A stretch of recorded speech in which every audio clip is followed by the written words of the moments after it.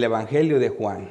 Este ya sería el tercer mensaje que voy a dar acerca del Evangelio de Juan, el capítulo 5. Estamos viendo el tercer milagro narrado por nuestro Señor Jesucristo que explica el apóstol. Entonces aquí vimos ya, vamos a ver hoy la tercera enseñanza. Los milagros de Jesús siempre tenían doctrina, tenían enseñanza. No eran milagros solo para exhibir, sino tenían un propósito divino, una enseñanza, una doctrina hermosa. Como primera doctrina, como primera enseñanza vimos a Satanás anticipándose, oponiéndose a la salvación por gracia, ¿verdad? Vimos eso en el estanque de Betesda, donde le pusimos al sermón la cisterna rota, porque solamente las personas podrían ser sanadas de la enfermedad, pero no salvas. Y solamente se sanaba o se curaba el que llegaba primero al agua. Este hombre de nuestra historia tenía 38 años, que no podía él caminar, sus pies completamente secos, completamente inválido. Y le dice Jesús, ¿quieres ser sano? Y dice él, no tengo quien me meta al agua. Cuando yo voy, otro llega primero, siempre me ganan. Entonces, ¿de qué se trataba? Que solo se sanaba la ley del más fuerte. El que tenía o recursos económicos para que alguien lo metiera, él dice, tampoco tengo. O capacidad física, tampoco la tengo. No tengo nada, estoy completamente en bancarrota. Los pobres en espíritu son los benditos, porque ellos alcanzarán misericordia, ¿verdad? Entonces es bonito que la gente entienda esa parte, ¿verdad? La parte de ser pobre en espíritu. Nicodemo, aún con todo su conocimiento, no tuvo duda en decir no sé, cuando Cristo le dijo que tenía que nacer de nuevo.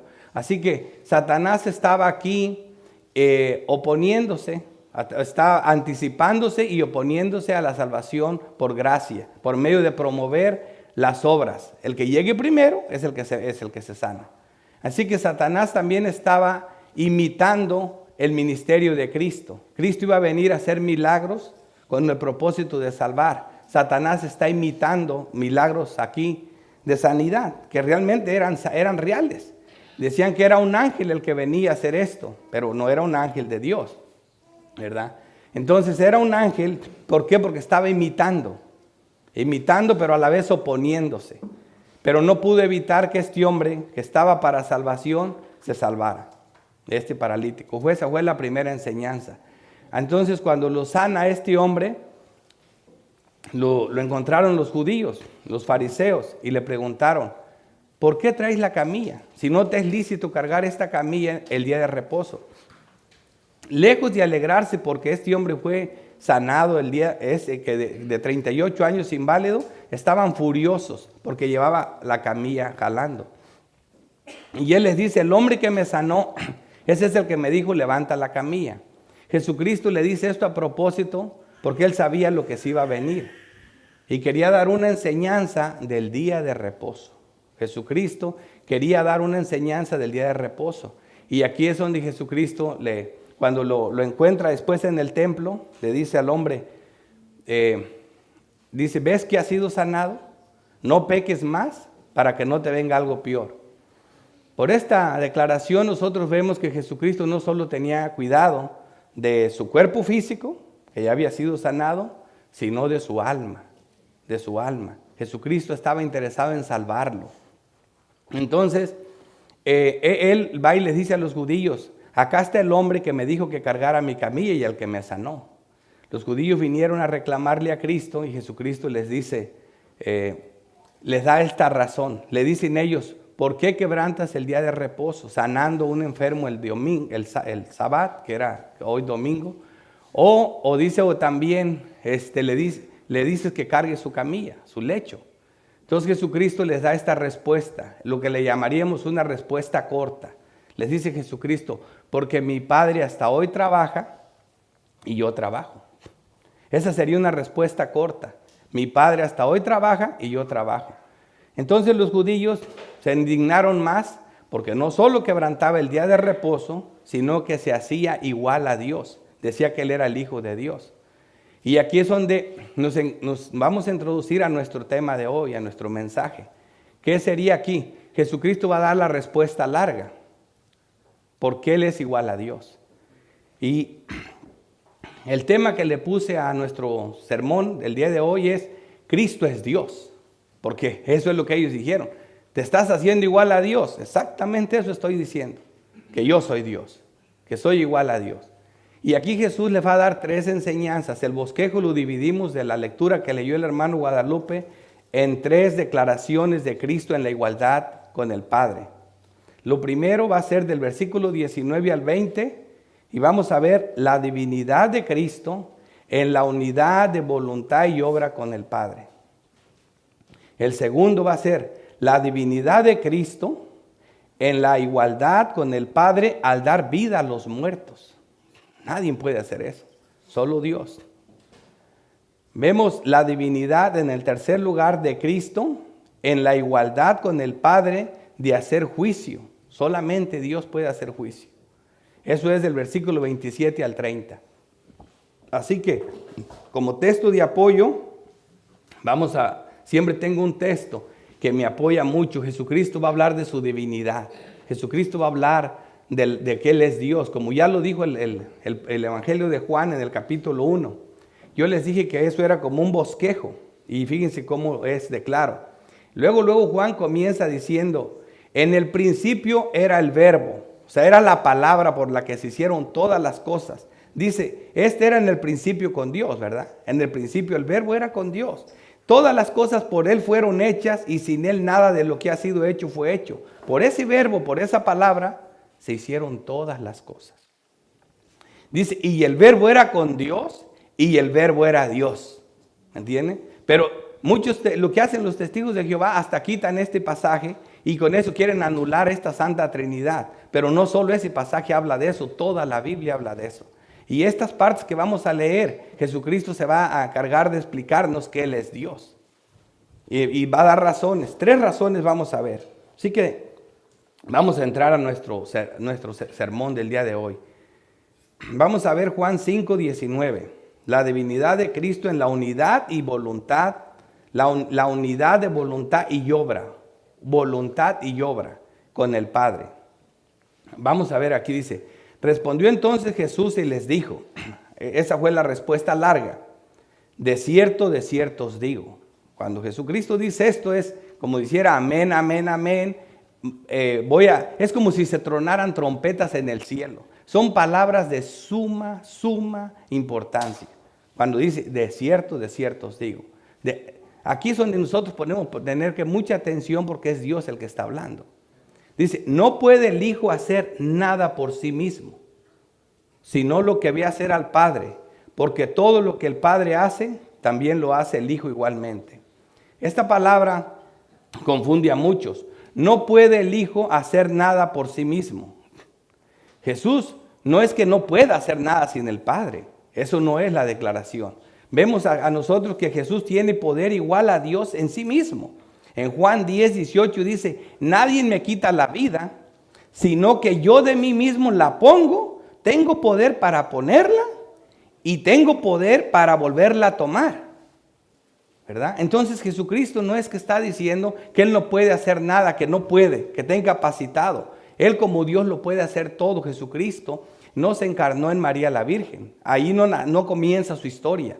Se encarnó en María la Virgen, pero ya era el Hijo eterno de Dios, desde la eternidad, como lo vamos a ver más adelante.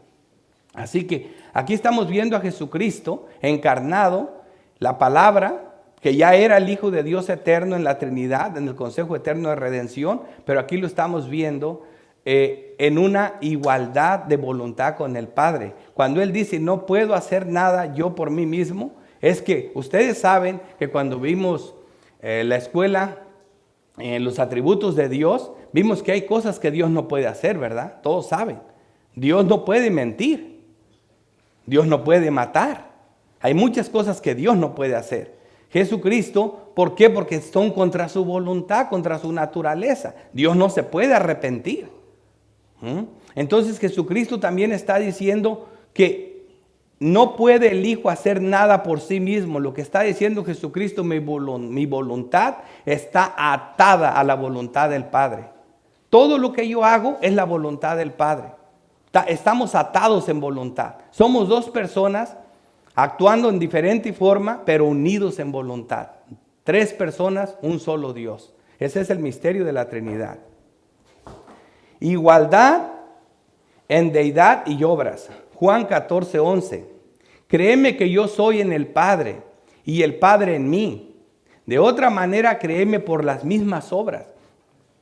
Todas las cosas que Jesús estaba haciendo, como ahí sanando un cojo, esa era la voluntad del Padre. Ya vimos en los pasajes anteriores que los profetas anunciaron que Él iba a dar libertad a los opresores, a los presos por el diablo, que iba a levantar a los cojos, a dar vista a los ciegos y oídos a los sordos. Jesucristo vino en cumplimiento de la palabra. Así que sus obras lo identifican con el Padre. Juan 10:15. Así como el Padre me conoce y yo conozco al Padre y pongo mi vida por las ovejas. Aquí vemos cómo todo lo hace en unión con el Padre. Así como el Padre me conoce y yo conozco al Padre y pongo mi vida por las ovejas. Todo lo hace en igualdad con el Padre. El deseo de salvar estuvo en Dios. Jesucristo viene a hacer la obra, a ejecutar la voluntad de Dios a la tierra.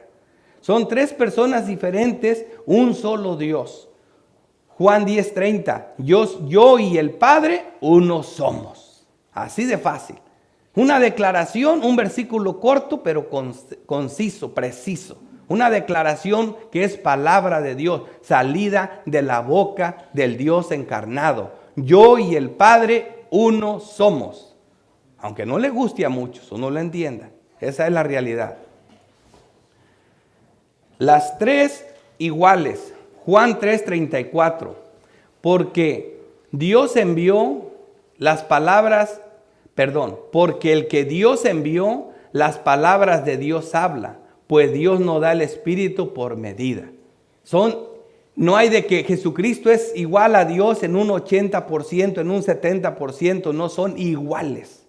Igual a Dios. Mismo poder, misma deidad, misma naturaleza, piensan lo mismo, sienten lo mismo. Así es de fácil.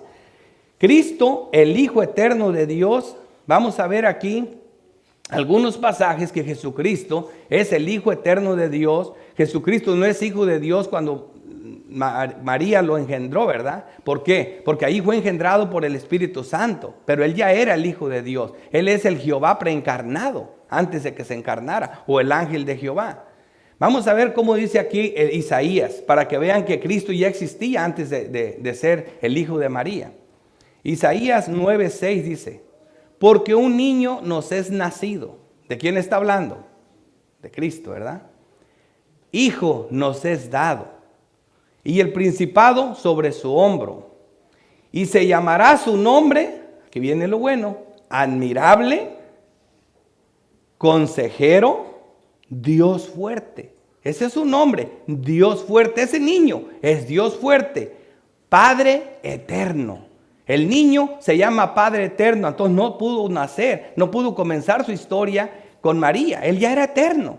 Antes ya había hecho el cielo y la tierra. Él hizo todas las cosas. Padre eterno, príncipe de paz. Y más claro lo pone el libro de Hebreos, que el propósito es interpretar el Antiguo Testamento. Hebreos 1:1. Dios habiendo hablado muchas veces y de muchas maneras en otro tiempo a los padres por los profetas, así es como hablaba en el Antiguo Testamento. En estos postreros días, que son estos días, nos ha hablado por el Hijo, a quien constituyó heredero de todo y por quien asimismo hizo el universo. ¿Ven? No comenzó su historia cuando María lo engendró. Él hizo el universo antes de eso.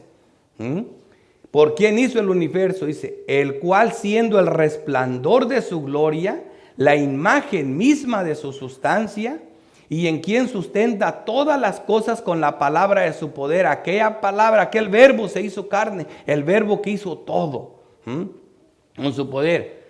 habiendo efectuado la purificación de nuestros pecados por medio de sí mismo, se sentó a la diestra de la majestad en las alturas, hecho tanto superior a los ángeles, cuanto heredó más excelencia, nombre que ellos.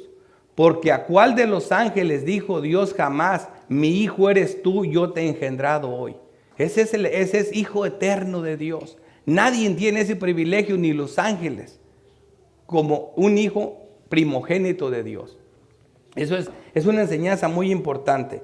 Porque todo lo que el Padre hace, también lo hace igualmente el Hijo. Igualmente. Juan 10:37. Si no hago las obras de mi Padre, no me creáis. Fíjate cómo Jesucristo le dice esto. Mas si las hago, aunque no me creáis a mí, creed a las obras, para que conozcáis y creáis que el Padre está en mí y yo en el Padre. Las obras testificaban la igualdad de Cristo. Ese es este punto que estamos viendo. Este punto importante, ¿verdad? La igualdad del Padre por las obras, igualdades en obras, haciendo las mismas obras, la misma voluntad atada una a la voluntad del otro. Versículo 20. Porque el Padre ama al Hijo y le muestra todas las cosas que Él hace, y mayores obras que éstas le mostrará, de modo que vosotros os maravilláis. Y claro, demasiadas cosas más grandes que vienen ahorita. Las verdades bíblicas están cinceladas por las páginas de las Escrituras. Estas obras maravillosas y todas las cosas de Jesucristo están por todas las Escrituras. Juan 3:35 dice, el Padre ama al Hijo y todas las cosas ha entregado en su mano. Así como lo dice ahí. Juan 10:32, Jesús le respondió, muchas buenas obras os he mostrado de mi Padre, ¿por cuál de ellas me apedráis? Todo lo que Jesucristo hacía era mostrar la obra de Dios. Todo estaba en el eterno consejo de Dios. Todo estaba predestinado. Jesucristo no vino a hacer nada por su propia cuenta. Eso es la realidad. Si esto no nos maravilla, es que prácticamente estamos muertos en delitos y pecados, porque esta es la palabra de Dios. Si cuando comienza uno a hablar y a oír a Dios a través de su palabra, no son palabras de hombre, es palabra de Dios. Fíjate lo que dice Primera de Pedro 1:16. Porque no os hemos dado a conocer el poder y la venida de nuestro Señor Jesucristo siguiendo fábulas artificiosas. No, hermanos, así no es. Fíjate lo que dice Pedro. Sino como habiendo visto con nuestros propios ojos su majestad. Pedro le tocó estar en un lugar tan glorioso, donde imagínate que de pronto aparece Moisés sentado ahí, Elías sentado y Cristo, con sus vestiduras blancas resplandecientes. Imagínate estos tres personajes. Pedro ya tenía a su esposa y sus hijos, pero Pedro estaba experimentando una paz tan grande, un éxtasis de gloria, que dice, Señor, déjame hacer 3 enramadas. Una para Moisés, una para Elías y una para ti. Aquí nos quedamos para siempre, porque de alguna manera se abrió el cielo y comenzaron a ver esa gloria. Ya Pedro no se acordó de sus hijos, ni de su esposa, ni de nadie. Él ya quería quedarse para siempre ahí. Pero fíjate lo que dice Pedro. Eso es lo más grande que vieron los discípulos de Cristo. Pero dice, pues cuando él recibió de Dios Padre honra y gloria, le fue enviada desde la magnífica gloria una voz que decía, este es mi Hijo amado, en el cual tengo complacencia. Y nosotros oímos esta voz enviada del cielo, cuando estábamos con él en el monte santo. Pero fíjate lo que dice, tenemos también la palabra profética más segura. Todavía la palabra de Dios, esta que estamos leyendo, es más segura que una revelación. Ellos no seguían fábulas artificiosas. Esta es más segura, dice, a la cual hacéis bien en estar atentos como a una antorcha que alumbra en lugar oscuro hasta que el día esclarezca y el lucero de la mañana salga en vuestros corazones, que es Cristo. Hermano, esta es la gloria de Dios, esta es la palabra de Dios. Los creyentes, los hijos de Dios, necesitamos el Evangelio para podernos nutrir de nuestra alma con la palabra de Dios. Juan 1:18, a Dios nadie lo vio jamás. El unigénito Hijo que está en el seno del Padre, Él le ha dado a conocer. Jesucristo es Dios. Jesucristo es Dios. Pero va a dar otra señal. Vamos a ver otra declaración de Cristo de su igualdad con Dios, por si esta no lo sorprende. Segundo punto, la divinidad de Cristo en la igualdad con el Padre al dar vida a los muertos. ¡Wow! Imagínate, al dar vida a los muertos. Esto es una hermosa declaración. Ya Juan nos había dicho que en Cristo estaba la vida, en Juan 1:4. Acuérdense que les dije que Juan 1:4 era un prólogo, que de ahí descendía todo el libro. Y habla de la divinidad de Cristo, de su deidad, de que Cristo es Dios. Muchas veces repite la divinidad de Cristo el libro de Juan, da muchos nombres de Cristo. En Juan 1:1 dice el versículo 4, en Él estaba la vida, y la vida era la luz de los hombres. En Él, en el Cristo encarnado, en Dios encarnado, en Jesucristo estaba la vida y era la luz de los hombres. Pero aquí el versículo 21 dice, porque como el Padre levanta a los muertos y les da vida, así también el Hijo a los que quiere da vida. Aquí vemos esta voluntad de dar vida a los muertos, de salvar, estaba en el Padre. Pero el Hijo y el Padre son iguales en obra, son iguales en voluntad y son iguales en poder. Aquí está diciendo que el mismo poder tiene el uno como lo tiene el otro. Eso es lo que está diciendo Cristo aquí. ¿A cuáles quiere dar vida? Porque dice a los que quiere dar vida. No dice a todos y cada uno de los hombres de la tierra, ¿verdad? Dice porque como el Padre levanta a los muertos y les da vida, así también el Hijo a los que quiere da vida. ¿Cuáles son los que Cristo quiere? La voluntad de Cristo está atada a la voluntad de su Padre, ¿verdad? El Cristo quiere salvar los que el Padre escogió, los que el Padre dio vida. Juan 17:9 dice, yo ruego por ellos, no ruego por el mundo, sino por estos que el Padre quiere. No ruego por ellos, no dice, yo ruego por ellos, no ruego por el mundo, sino por los que me distes, porque tuyos son. Y a esos vino a salvar, a los que Dios le dio. Porque la voluntad de Cristo está atada a la del Padre. Cristo da vida a los muertos físicos y a los muertos espirituales. Eso lo mostró Cristo haciendo 4 milagros, levantando 4 muertos. Pero también da vida a los muertos espirituales. Y también va a llegar el día donde va a juzgar a todos los vivos y los muertos, y todos los muertos saldrán de su tumba. Son 3 declaraciones, 3 verdades acerca de la resurrección de los muertos. Juan 11:25. Les dijo Jesús, yo soy la resurrección y la vida. El que cree en mí, aunque esté muerto, vivirá.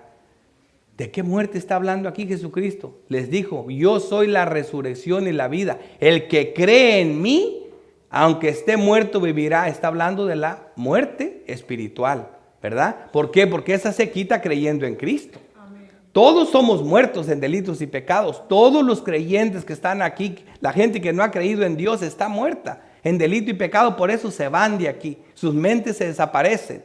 No soportan la sana doctrina. Se pierden porque están muertos espiritualmente. No reaccionan al Evangelio. Qué lástima eso, pero es la verdad. Están muertos completamente. Por eso dice, porque el Padre, dice aquí, le dijo Jesús, yo soy la resurrección y la vida. El que cree en mí, aunque esté muerto, vivirá. El que cree en Dios, ese vuelve a la vida, vida espiritual. Ya no está muerto. Porque el Padre a nadie juzga, sino que todo el juicio dio al Hijo. Aquí vemos este versículo adelantándose un poco al tercer punto, ¿verdad? Porque vamos a ver a Cristo también teniendo el poder de juzgar.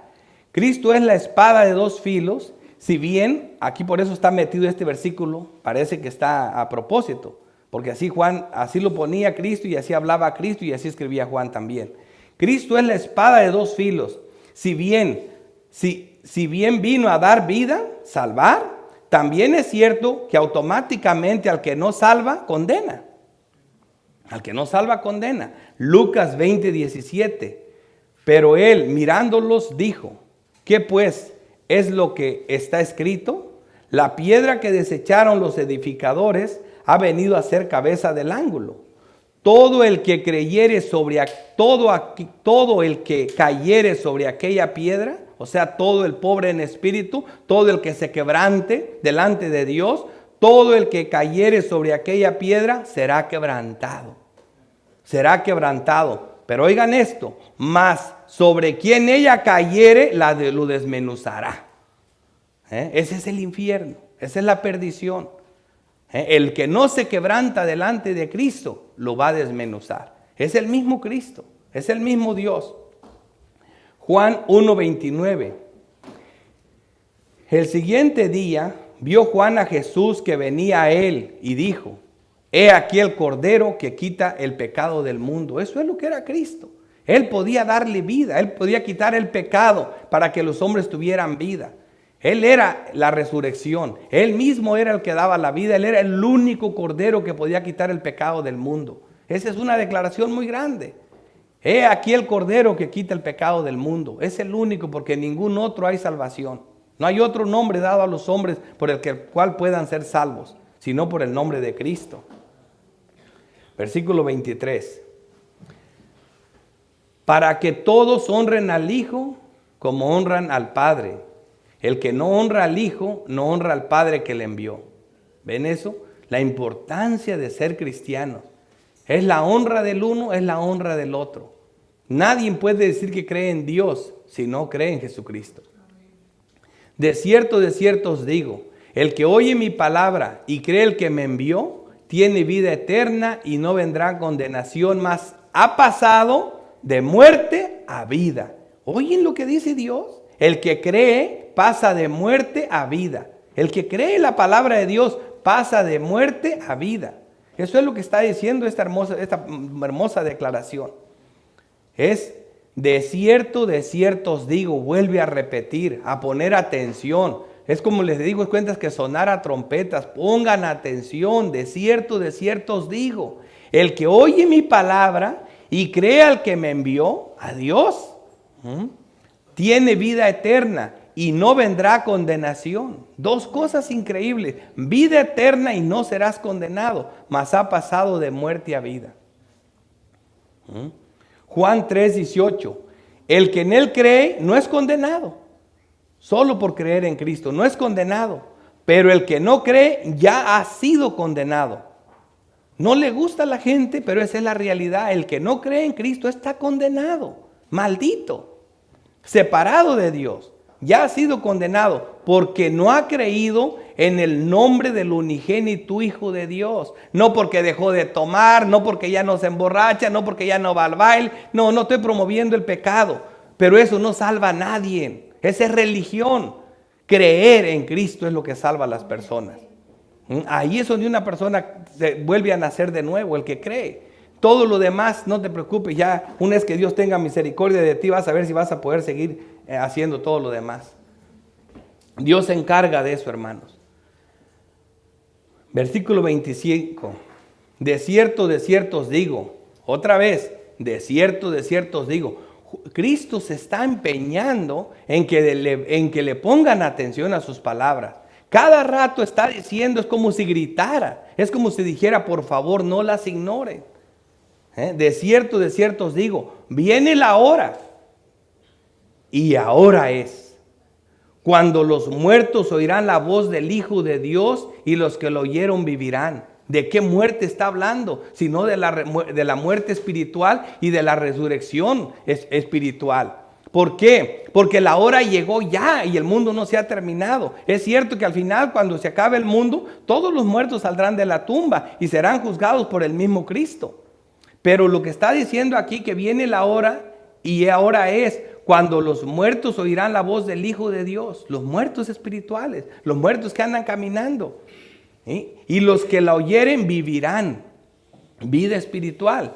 Dice, porque como el Padre tiene vida en sí mismo, así también ha dado al Hijo el tener vida en sí mismo. ¿Ves? Cristo tiene el poder en sí mismo ¿Y por qué decía entonces, yo no puedo hacer nada si mi Padre no me lo permite, ¿verdad? Nada sin la voluntad del Padre, porque están atadas las voluntades. Porque todo lo que quiere el Hijo lo quiere el Padre. Y todo lo que el Padre quiere el Hijo también. Por eso la palabra de Dios dice que el que se deleita en Jehová cumplirá todos los deseos de su corazón. Ese versículo a mí me encantaba antes. Decía, por eso Dios me tiene tan consentido y todo me da. No, hasta que Dios me enseñó la realidad de eso. El que se deleita en Jehová cumplirá los deseos de su corazón, pero sus deseos no son andar presumiendo, no son andar gastando dinero en el mundo, no son darle al mundo lo que le pertenece a Dios. El deseo del santo que se deleita en Jehová es un deseo siempre hacer la voluntad de Dios. Siempre. Juan 3:35, el Padre ama al Hijo y todas las cosas ha entregado en su mano. Juan 10 dice, el Hijo tiene poder en sí mismo. Dice, por eso me ama el Padre, porque yo pongo mi vida para volverla a tomar. Nadie me la quita, ¿ves? Sino que yo de mí mismo la pongo, dice Cristo. Porque yo tengo el poder de darla y tengo el poder para volverla a tomar. Cristo mismo tenía ese poder de hacer esas cosas. Y aquí estamos viendo Cristo. Tiene poder de resucitar, en su igualdad con Dios, en el poder de resucitar a los muertos y dar vida a los muertos. Es otra manifestación, otra prueba de que Cristo es Dios. Ya dio dos, vamos a ver la tercera. Aquí que está escrita en la misma lectura que leyó el hermano Guadalupe. La tercera dice, la divinidad de Cristo en la igualdad con el Padre de hacer juicio. Cristo se le autorizó a hacer juicio. Las Escrituras dan testimonio de eso. Y también le dio autoridad de hacer juicio por cuanto es el Hijo del Hombre. Aquí está esta autoridad de hacer juicio, la vemos latentemente en las Escrituras. Estas declaraciones, hermanos, no salieron del vacío. Estas declaraciones ya están cinceladas en las páginas de las Escrituras, que Cristo es el juez del mundo. Jesucristo es el Salvador, pero también es el juez. El Salmo 110, versículo 1 dice, Jehová dijo a mi Señor, siéntate a mi diestra hasta que ponga a tus enemigos por estrado de tus pies. Jehová enviará desde Sión la vara de tu poder, domina en medio de tus enemigos. Es Cristo que domina en medio de sus enemigos. Él es el que va a hacer juicio. Juzgará entre las naciones, dice el versículo 6. Las llenará de cadáveres. Quebrantará la cabeza en muchas tierras. Es Cristo el que va a hacer juicio. Hechos 10:42. Y nos mandó que predicásemos al pueblo y testificásemos que Él es el que Dios ha puesto por juez de vivos y muertos. Él es el juez. Como les decía, Él es el abogado, pero Él es también el juez. Él es la puerta de las ovejas. Él es muchas cosas. Es Dios. Jesucristo es Dios. Ya llegando a la doctrina, vean acerca de Dios, de Cristo, que tiene el poder, tiene la autoridad de juzgar. Es el único. Dios se lo dio. Porque esa voluntad está en la santidad de Dios, de no dejar de impune al pecador. Y también está esa voluntad en Cristo, porque Cristo hace todo lo que el Padre hace. Primera de Pedro 3:22. Quien habiendo subido al cielo está a la diestra de Dios, y a Él están sujetos ángeles, autoridades y potestades. Esto es una cosa muy seria. Ahorita vamos a ver las aplicaciones. No crean que es cualquier cosa que Cristo lo que está haciendo aquí. Esto que nos está declarando es importante. Nos acaba de declarar que Él es el que da vida al que cree en Él. Ahora nos está diciendo que también Él es el que va a hacer el juicio. Él es el que tiene compasión, pero Él es el que tiene la ira contra el pecador también. Segunda de Corintios 5:10. Porque es necesario que todos nosotros, hasta los creyentes, comparezcamos ante el tribunal de Cristo, para que cada uno reciba según lo que haya hecho mientras estaba en el cuerpo, sea bueno o sea malo.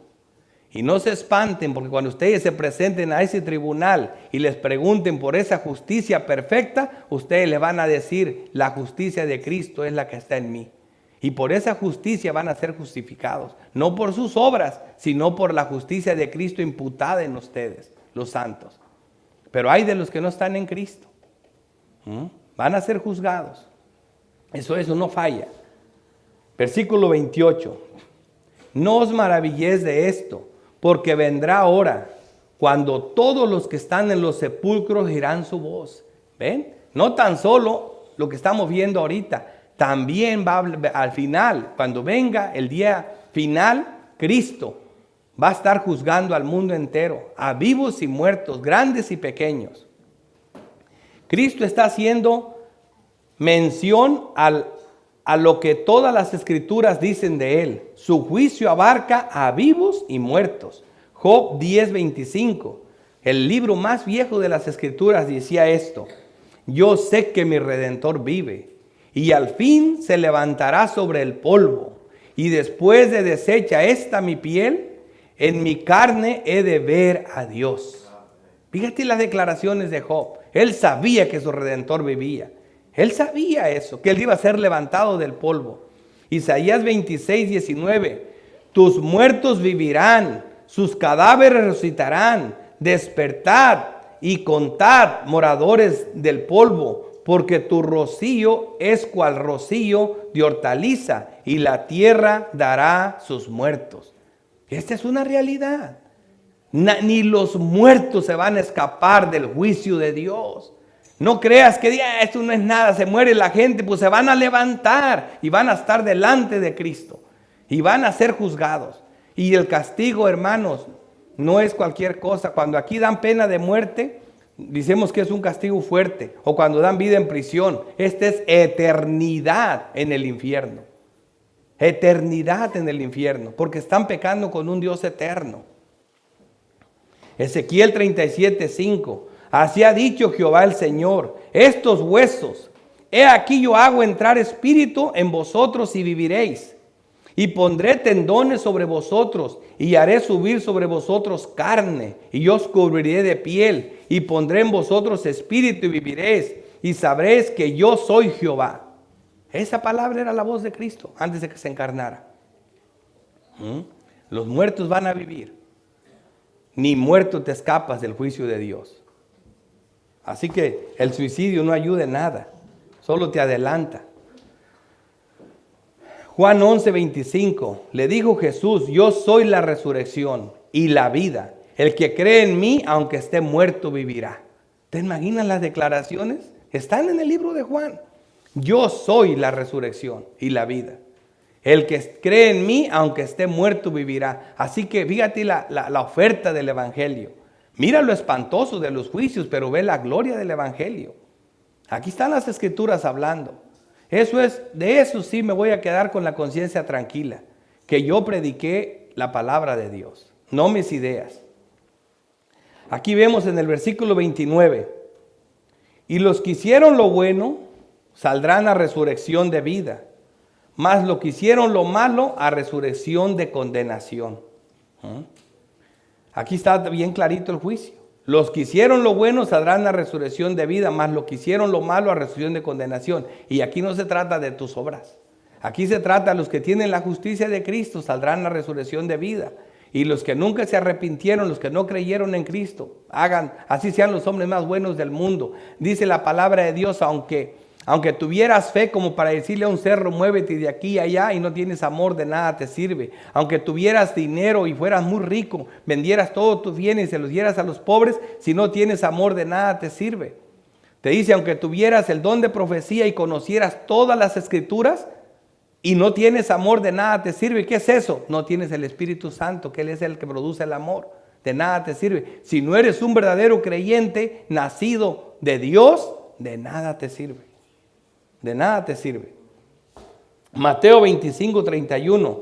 Cuando el Hijo del Hombre venga en su gloria y todos los santos ángeles con Él, entonces se sentará en su trono de gloria. y serán reunidos delante de él todas las naciones, y apartará los unos de los otros, como aparta el pastor las ovejas de los cabritos, y pondrá las ovejas a su derecha y los cabritos a su izquierda. Eso ya saben lo que significa. Unos a la vida eterna con Dios y otros al infierno, al tormento eterno, separados de Dios, donde no va a haber más gracia. Ahorita los están en la tierra y están experimentando la gracia de Dios que experimentan los santos. Están beneficiándose del mismo Dios. Hay gracia común. Versículo 30. No puedo yo hacer nada por mí mismo. Otra vez. No puedo yo hacer nada por mí mismo. Según oigo, así juzgo. Y mi juicio es justo, porque no busco mi voluntad. Aquí vemos. La voluntad atada, su juicio atado al de Dios. No puede hacer nada, están atados en voluntad. Porque no busco mi voluntad, sino la voluntad del que me envió, la del Padre. El Hijo igual a Dios en voluntad, en obras, en juicio, en dar vida a los muertos, en poder, en todo. 3 declaraciones donde Jesucristo contesta la respuesta larga. Mi Padre hoy trabaja y yo trabajo. Mi Padre hoy trabaja y yo trabajo. Y ellos dijeron, querían matarlo porque no solo quebrantaba el día de reposo, sino se hacía igual a Dios. Y es lo que le está diciendo, es que lo soy. Y aquí les da 3 declaraciones a estos fariseos. ¿De dónde salió toda esta doctrina? De un milagro que hizo. Llevamos 3 enseñanzas y me falta una más. Y ahí vamos a quedar introducidos a nuestro cuarta enseñanza, la última. Este es el mensaje del libro de Juan, creer. Creer, esa es la palabra de Dios. Muchas otras cosas están escritas en este libro, dice Juan, las cuales no escribí yo, pero estas se escribieron para que creáis y para que creyendo tengas vida, para que creas en el Hijo de Dios y creyendo tengas vida. Ese es el propósito del mensaje. El libro tiene 2 doctrinas bases, que creas en el Hijo de Dios, y siempre Juan presenta al Hijo de Dios, a Jesucristo, no como siervo, no como rey, sino como Dios, como la deidad de Dios. Juan se encarga mucho de presentarlo como Dios. Así que la primera aplicación va a manar del primer punto, la divinidad de Cristo en la unidad de voluntad y obra con el Padre. Nosotros tenemos que imitar esta obra, ¿verdad? Esta unidad que tiene el Padre con el Hijo y el Espíritu Santo, ¿cómo nos afecta a nosotros como iglesia? Decir, bueno, ahora ya sé que están muy unidos ellos. No, hay cosas para nosotros. Lo voy a poner primero en un lenguaje alegórico, en un lenguaje poético, que con una palabra dice muchas cosas hermosas. El Salmo 85:13. Fíjense qué hermoso dice aquí. Esta es una aplicación para nosotros, iglesia. La justicia irá delante de él y sus pasos nos pondrá por camino. Hermanos, también nuestra voluntad está unida a la de Cristo. Cuando ponían mucho el santo, lo ilustraron, el canto, de dejo al mundo y sigo a Cristo, lo ilustraron con unos pasos en la arena que iban dejándose y unas marcas. Esos pasos es nuestro camino. Por donde Cristo pasó, vamos a pasar nosotros. Por donde Él puso el pie, ahí vamos a ir poniendo nuestro pie. ¿Qué quiere decir eso? La voluntad de Cristo va a ser hecha en nosotros, haciendo lo que Cristo hizo. Él es la medida de nuestra fe. El Espíritu Santo nos va a guiar ¿a dónde? A que nos parezcamos a Cristo. Por eso dice la palabra de Dios que tenemos la mente de Cristo, porque vamos poniendo nuestros pies donde Él los puso. Ahí nos guía el Espíritu Santo. Ese es nuestro camino de los creyentes. Mira lo hermoso del Salmo. La justicia irá delante de Él y sus pasos nos pondrá por camino. Si la justicia va delante de Él, también irá delante de nosotros. Lucas 10:22. Todas las cosas me fueron entregadas por mi Padre, y nadie conoce quién es el Hijo, oigan esto, sino el Padre, ni quién es el Padre, sino el Hijo, y aquel a quien el Hijo la quiere revelar. ¿Y a quién le revela el Hijo las cosas? Le preguntan los discípulos, Señor, ¿por qué hablas en parábolas? ¿Por qué tú nunca hablas claro? Hablas en un lenguaje difícil de entender. Dice, para que viendo no vean y oyendo no oigan y no se salven. Pero a ustedes les es concedido saber los secretos del reino. Y aquel a quien el Padre se la quiere revelar. A los santos. Los santos oyen la voz del pastor y los siguen. Son las ovejas. Los santos son los que no les pueden meter una doctrina falsa porque no la soportan. Los santos son los que se salen cuando oyen pastores hablando de dinero, hablando de fábulas mentirosas, hablando de crecimiento económico. Se salen porque esa no es la voz de su pastor. Los santos siguen la pisada de Cristo, no la de los hombres. Así que esta es la primera aplicación. A nosotros nos la reveló, como dice Juan 17:26. Y les he dado a conocer tu nombre. Eso que Cristo dice. Les he dado a conocer tu nombre. Y lo daré a conocer aún, para que el amor con que me has amado esté en ellos y yo en ellos. ¿Te fijas el cuidado que tiene nuestro Dios? Mira qué aplicaciones tenemos para la iglesia de esta enseñanza. ¿Ven lo importante que es que la voluntad del Padre y del Hijo estén unidas? Porque Cristo nos hace participantes de esa misma voluntad. Mira el verso, qué hermoso lo dice. Y les he dado, le dice, Padre, yo les he dado a conocer tu nombre. Y lo daré a conocer aún, para que el amor con que me has amado esté en ellos y yo en ellos. Cristo está en los creyentes por medio del Espíritu Santo, que es Dios, que es Cristo. Haciendo morada con nosotros. Segunda aplicación, esta va a salir también de la misma segunda enseñanza. La igualdad con el Padre al dar vida a los muertos. ¿Qué debemos de aprender nosotros de esto? Al dar vida a los muertos. Es tan importante que nos quede bien claro que el único que da vida a los muertos es Dios Padre, por medio del Hijo.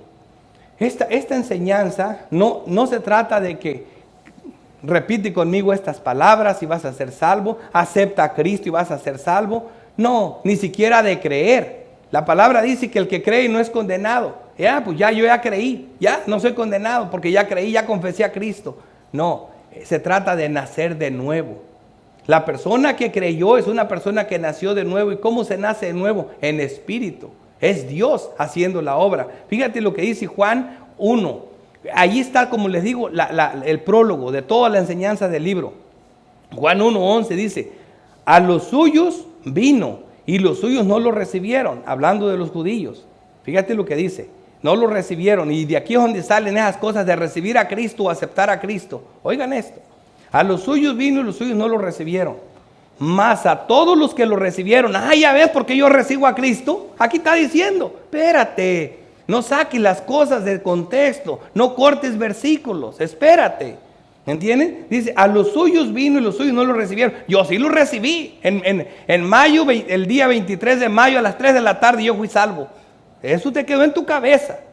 ¿Sí me entiendes? Pero nadie escogió el día de su nacimiento. Nadie tiene potestad del día que va a nacer. Eso está en la potestad de Dios. Es Dios el que da el nuevo nacimiento. Fíjate lo que dice el texto completo. A los suyos vino y los suyos no lo recibieron. Mas a todos los que lo recibieron, a los que creen en su nombre, ya ves, hay que recibirlo, hay que creer. Espérate.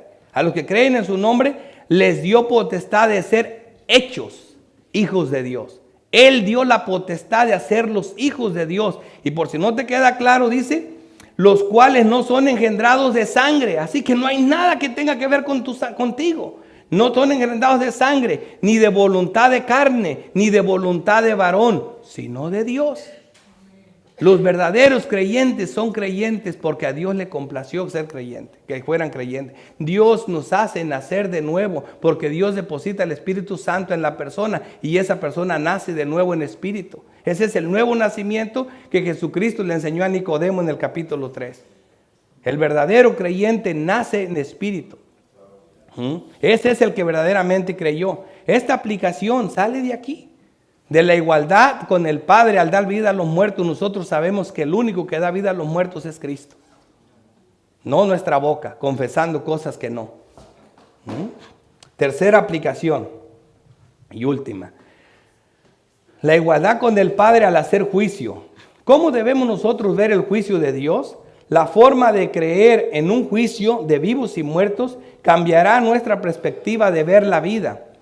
Si no creemos, todo es vanidad, pero a los que creemos, Cristo es poder de Dios, gloria, gozo, vida eterna, amor y paz. Eclesiastés 13 dice, al final de todo el discurso, Salomón viene hablando todo un discurso de que la vida es vanidad de vanidades, de que él con todo su poder, su dinero, su sabiduría, no logró ser feliz, no le encontró sentido a la vida. ¿Por qué? Porque lo hacía de una perspectiva no tomando a Dios en cuenta. Y si Salomón, el hombre más poderoso del mundo, más sabio del mundo, más rico del mundo, no le encontró sentido a la vida, no se lo encuentra nadie. ¿Y sabes por qué no se lo encontró? Porque ponía una vida sin Cristo. Y dice Salomón, al fin, en el último capítulo de Eclesiastés, en los últimos 2 versículos dice, al final de todo el discurso oído es este. O sea, este es el punto de todo lo que vengo hablando. Teme a Dios y guarda sus mandamientos. O sea, sé creyente. Porque esto es el todo del hombre. Esto es todo. Más que todo el poder. Más que 1500 esposas. Más que todo el oro del mundo. No, teme a Dios y guarda sus mandamientos. Porque esto es el todo del hombre. Porque Dios traerá toda obra a juicio. Por eso dice Salomón. Por eso todo es vanidad sin Dios. Porque va a haber un juicio. Si no hubiera un juicio, no habría problemas. El problema es que va a haber un juicio. No hubiera problemas que tú no creas en Dios si no hubiera juicio. Pero dice Salomón, la vida es vanidad de vanidades porque sí va a haber un juicio. Porque Dios traerá toda obra a juicio, juntamente con toda cosa encubierta, sea buena o sea mala. O sea, así es como debemos de ver el juicio nosotros. Segunda de Corintios 5:10, porque es necesario que todos nosotros comparezcamos ante el tribunal de Cristo, para que cada uno reciba según lo que haya hecho mientras estaba en el cuerpo, sea bueno o sea malo. Hermanos, va a haber un juicio y todos vamos a comparecer ante el tribunal de Cristo. Así que para los que están sin Cristo, amigo, no ignores este juicio. Va a haber un juicio. Apocalipsis 20:11, y vi un gran trono blanco y el que estaba sentado en él, de delante del cual huyeron la tierra y el cielo, y ningún lugar se encontró para ellos. Este mundo se va a acabar. Esto todo va a desaparecer. Y vi a los muertos, grandes y pequeños, todo el mundo, grandes y pequeños, de pie ante Dios. Y los libros fueron abiertos, esos libros de leyes penales contra el pecado. Y otro libro fue abierto, el cual es el libro de la vida. Y fueron juzgados los muertos por las cosas que estaban escritas en los libros según sus obras. Por la palabra de Dios van a ser juzgadas las personas. Por esta palabra que estás viendo aquí, oyendo hoy. No ignores el juicio de Dios, tú que estás sin Cristo. No lo ignores.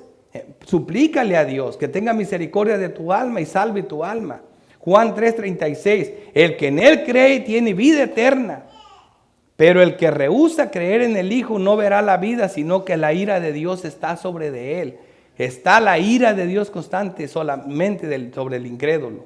Y por último, Juan 5:24, de cierto os digo, el que oye mi palabra y cree al que me envió, tiene vida eterna y no vendrá condenación, mas ha pasado de muerte a vida. Qué versículo, hermanos, para cerrar. Qué versículo. Así que no tienen excusas, saben la verdad, saben que Cristo es Dios, saben que va a tener juicio, saben que Él es el dador de vida, saben que Él da vida al que se la pide. Él da el Espíritu Santo. Saben que Él es el único que puede hacer que pasemos de muerte a vida. Oremos. Padre celestial, Dios todopoderoso, creador del cielo y de la tierra, bendito y sabio Dios. Dios de Abraham, Dios de Isaac, Dios de Jacob, Dios y Padre de nuestro Señor Jesucristo. Cuán glorioso eres, oh Dios, cuán grande es tu amor y tu misericordia, cuán grande es tu palabra, Señor, que da vida a los muertos, tan grande es tu poder. Te ruego, Padre, por tu misericordia, por tu gran amor con que nos has amado, que abras el corazón de los muertos, que les dé vida a los que escuchan tu palabra, que los traigas a Cristo, que los hagas parte de tu pueblo, que los hagas ovejas de tu prado. Te ruego por los santos que sean edificados y gozados de tu palabra, que se llenen del conocimiento de ella, que se gocen, Señor. Que hoy domingo la comunión de los santos siga con nosotros, Padre Santo. Que nos sigas mostrando que tú eres el Señor del sábado, que solo en ti hay reposo y que un día lo tenemos eterno delante de ti. Porque te lo pedimos en Cristo Jesús. Amén.